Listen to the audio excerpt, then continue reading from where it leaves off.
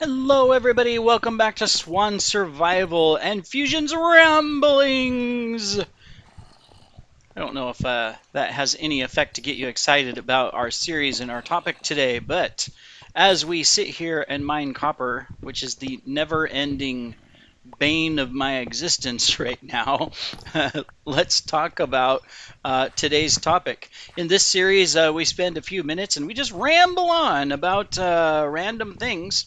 Um, and today we are going to ramble on about travel. And particularly, what is the ideal type of vacation? And, of course, this is going to be something that is unique to each individual couple, all that good stuff, obviously. Because vacations, everybody has their own idea of what is the best type of vacation, right? Um, and your preferences may not reflect the preferences that I share or preferences of others, and nothing wrong with that. That's perfectly fine. um, there's a lot of different types of vacations, and of course it's changed a little bit in recent years because of COVID and all of that, and everybody's fearful of traveling, but they're also very sick of staying at home. And we're not going to talk about that type or that topic per se here. What we're going to talk about is, what you can do when you go on vacations. And we'll start with local vacations. All right, so local vacations could be any type of vacation that you are taking just to get away, but you're really not traveling anywhere. You're staying in your own local area, and maybe you have some activities planned, maybe you just want to relax, you name it, but you're not going to go very far.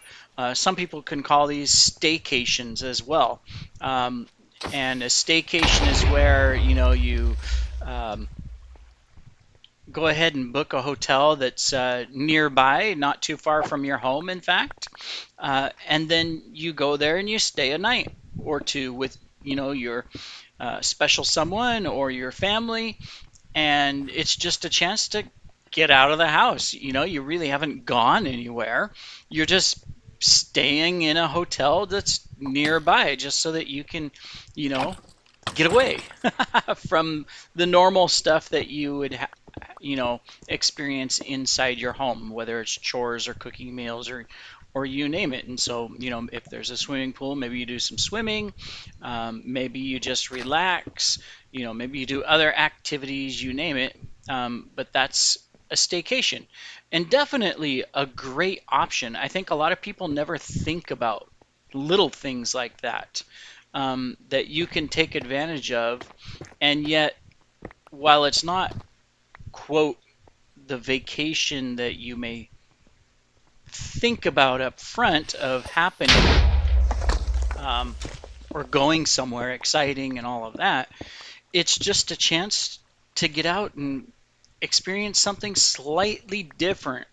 And it works. It gives your mind, rest. You get relaxation. It's, or there might be activities around it, but it's very exciting. The same thing goes for other local type vacations, which might entail, going to the local fair, going to a Renaissance fair, for example. Maybe you go to one of those learn to paint classes. For example, one time when I was visiting Chicago, Naperville, in fact, there was this business that you could go for about a 4 hour stint, and you would paint something and they would guide you through the process and provide you all the materials and everything, and then they had wine and other things so that you could just sit there, relax, drink some wine, and paint. Um, and it was a lot of fun. It was pretty cool. Went with a couple of workmates at the time that I was there on business with, and we all painted, and we had some drinks, and it was just a great time along with the other people that were there. There was, I don't know, I think about 20 people in all. And lasted maybe 4 or 5 hours total to go through the paint, because there was times where we would paint something and then we had to wait, um, you know 30 minutes or 45 minutes for the layer to dry before we put on the next layer of the design or of what it was. Um, and that was great. And so that's another type of, little like staycation local vacation that you can do, that doesn't take, really a lot of extra effort to accomplish. It's just a matter of having the time to go do it. And that's all. Um, Now, of course, there's other types of vacations as well. There's arranged tours. And this is probably the one that there's benefits and there's not benefits to. It's not for everybody. I'll give you an example. Of course, I'm here in the Philippines, and there's a lot of these arranged tours that leave the city out of Manila, and then go out into the provinces to different locations, and you get to see and do all kinds of things. And I went on this one with some friends that took us up north, to a number of different towns, saw a lot of historical sites, for example, old Spanish, churches and, different, some Spanish towns and shopping areas.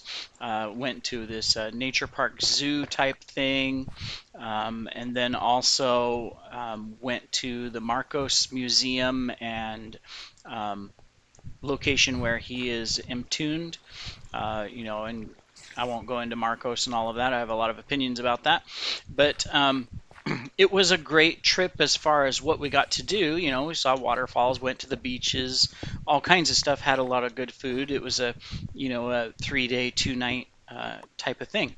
But the disadvantage of it is that there were, let me see, I think there were 10 of us in all. Three individuals that were just random people, and the rest of us, were all from, a working relationship of some sort at the time. And we went into this van that picked us up, and we were all packed into this larger van, and it was a little crowded, a little cramped.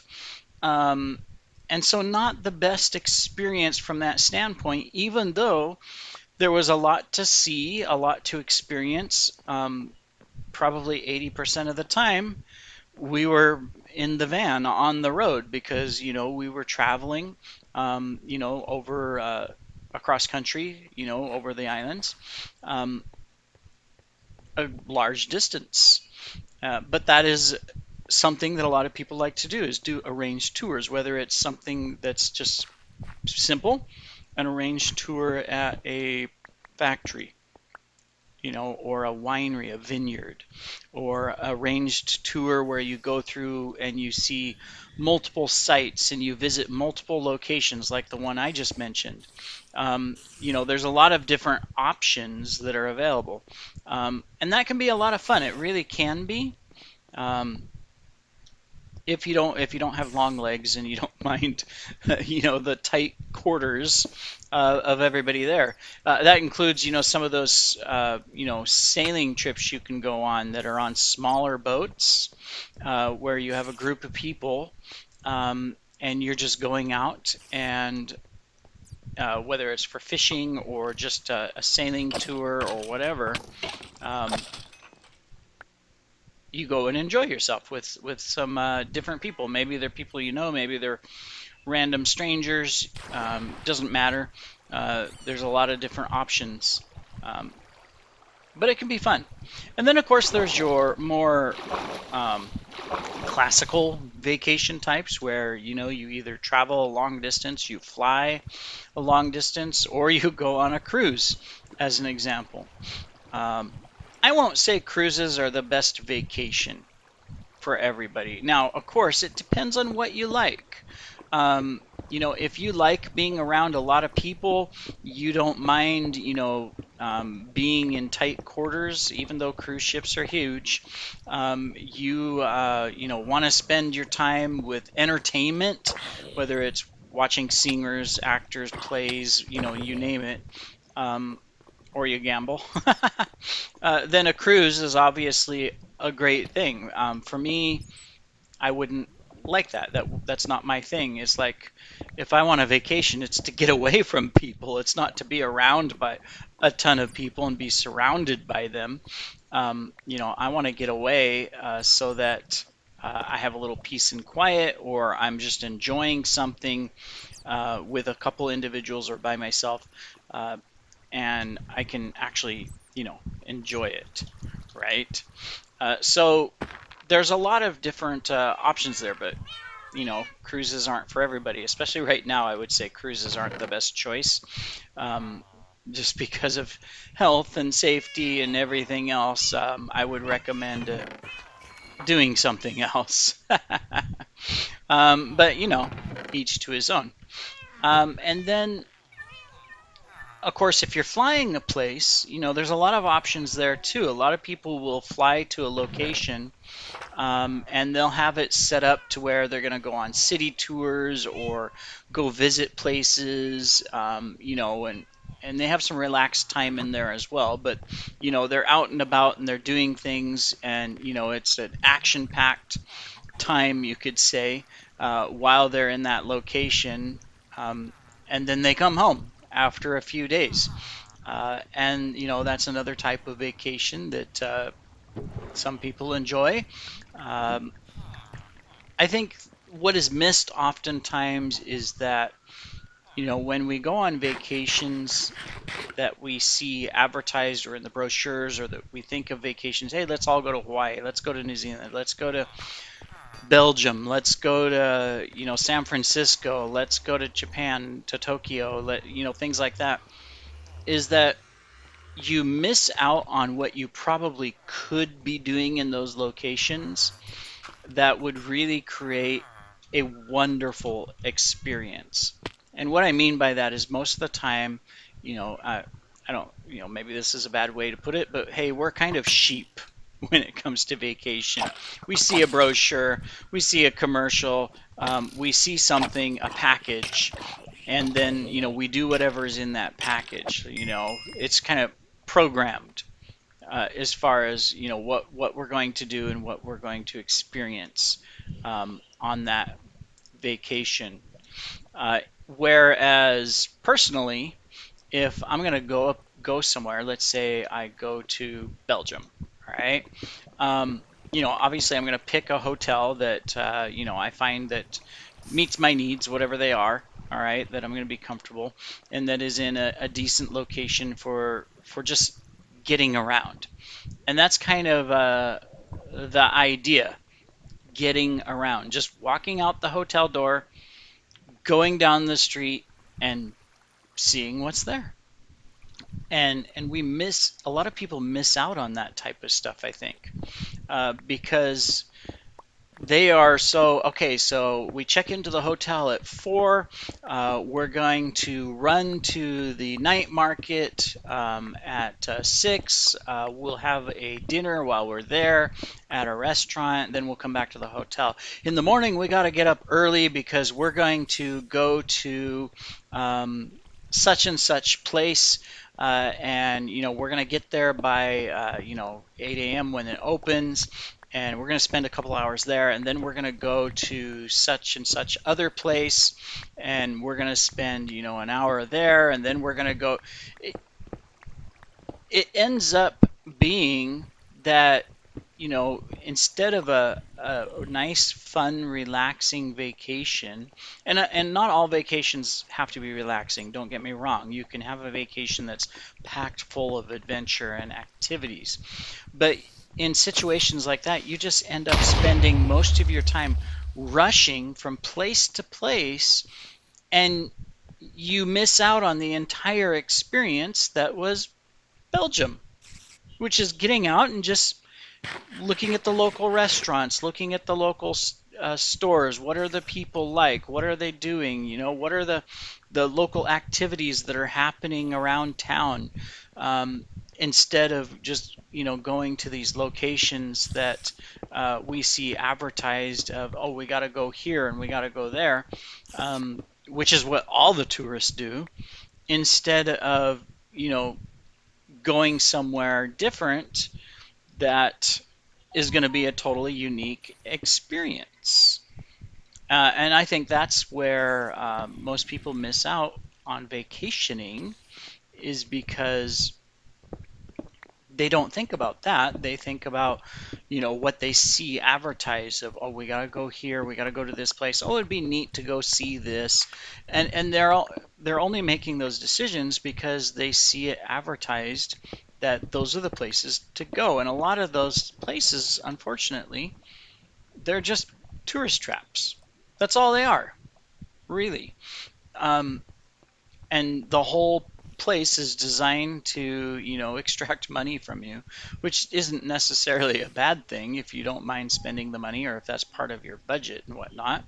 Um, but in the end, you don't have um, a true experience of that location, of wherever you went.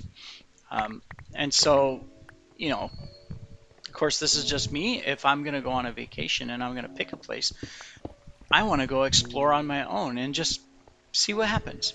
No schedules, no timelines that I have to be at a certain place at a certain time or things like that. I just want to go out and do whatever happens. If I'm walking down the street and I see something neat, um, I'm gonna go in and take a look at whatever that is, and experience it. Same thing if I see a place to eat. I'm just gonna pop into whatever that place is to eat.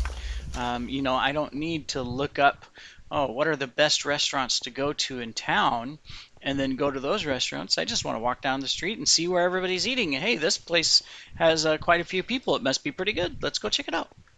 You know, and then pop in there and have that experience. And that's me if I'm going to go on a vacation and just enjoy something, is I don't want all of those plans. I want the freedom of choice to do whatever I want to do. And, that includes that if I just wake up in the hotel and I don't want to do anything except sit there and be a couch potato, then I'll sit there and be a couch potato, because it's my decision, and, you know, I'm going to enjoy it no matter what it is. But whatever type of vacationing you prefer, there's a lot of options out there. But I think, or I encourage that you just look at what can you do that might be different from the norm. And the norm being what everybody else is doing when they go to that location. Instead, what can I do that the locals will go out and experience and take a look at? And it might be even that you just, you know, you get to the location and you are going down the street and you stop someone and you say, hey, I'm from out of town. What are some good places to go visit that you like to see around here? And then, doing what they suggest. And that can be a really unique experience, because then you find those little hidden treasures that aren't mentioned anywhere or nobody knows about except for the locals, and you get to enjoy that. Uh, Vice versa, there are situations where you do have to plan your trip, because of the type of trip it's going to be or the location you're going to. Like, I mean, if you're going to go camping, as an example, then you need to plan that. Where are you going to go camping at? Now, that doesn't mean it has to be a campground, because it is possible, depending on where you live, to take off out into the woods or the mountains and find a spot and say, okay, I'm going to camp here, and then just camp there. Now, of course, there's some things to be aware of, depending on where you're at, what country you're in, things like that. There might be laws or rules that you have to follow, as far as can you have a campfire or can you camp here, waste disposal, you name it. And you have to be aware of those things and of course, you know, plan accordingly based on where you're at. Um, but it can be a lot of fun too, and camping is a great way to get out and about and see nature and explore stuff. And I know a lot of people like to go to, big parks, like, oh, let's go to Yellowstone if you're in the US, or to Yosemite, for example, or the Grand Canyon, and they're definitely neat, and there's a lot of stuff there. But it's also really neat too to just driving down the road and, oh, here's a side road, let's go take it and see what's there, right? As long as it's on public land, right? You have to be aware of that. And it's not private land or something, then go for it and see what's there and enjoy it. Of course, take precautions, be smart, don't put yourself at risk, uh, things like that, depending on where you're at. But going to a big park where you have, you stand in line to go out on the bridge to look, to peer down into the Grand Canyon, and you paid a fee to do it, which, I understand the fee because, maybe they spent money to put the whole thing together and provide that experience. But then you're just a number, visiting the park, nothing really special, and you're seeing everything that everybody else is seeing, the same thing that's on the postcards. So it's like, eh, you know, it's still neat, but the experience is definitely different than just going out and doing something at random. I seem to be going in circles in this mine shaft looking for more copper. Anyways, I think we are out of time in this episode talking about vacation types and what you can experience with vacations. So I'm going to go ahead and wrap it up here. But thank you for joining on Fusion's Ramblings as we talked about vacationing and different things you can do. And we'll see you in the next video.